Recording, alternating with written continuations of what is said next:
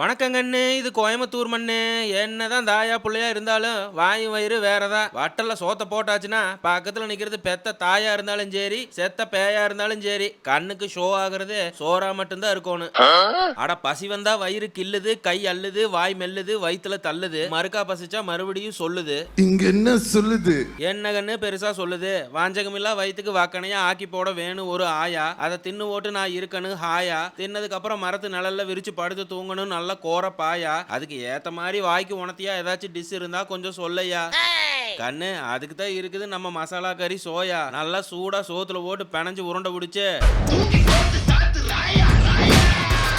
ஆமாங்கண்ணு, இந்த சோயா கறியை சோத்துல போட்டு பிணைஞ்சு வாயில போட்டு சாத்துனா அட்டகாசமும் இருக்கு. இதவே இன்னும் கொஞ்சம் நல்லா ட்ரை பண்ணி தயிர் சோத்துக்கு வச்சு உண்டா அட்டகாசத்துக்கு அட்டகாசமும் இருக்கு. அதுக்கு சோயாவை சுடுதண்ணியில் ஊற வச்சு புளிஞ்செடுத்து உப்பு, மஞ்சத்தூள், மிளகாத்தூள், கரம் மசாலா, கொஞ்சம் ஆயில் ஊற்றி 20 நிமிஷம் ஊற வச்சுட்டு அடுப்புல சட்டியை வச்சு தேங்காய் எண்ணெய் ஊற்றி கடுகு, வெங்காயம், கருவேப்பிலை, இஞ்சி பூண்டு பேஸ்ட், தக்காளியை போட்டு வணங்கி விட்டு ஒரு நெம உப்பு, மல்லித்தூள், கரம் மசாலா, பெப்பர் தூள், எலுமிச்சம்பழ சாரை புளிஞ்சு ஒரு ஓட்டு ஓட்டி அப்புறம் ஊற வச்ச சோயாவை கொட்டி கொஞ்சம் தண்ணி ஊற்றி நல்லா ஒன்று சேர பெரட்டி கொத்துமல்லி தூவி இறக்குனா சோயா கறி மசால் ரெடி.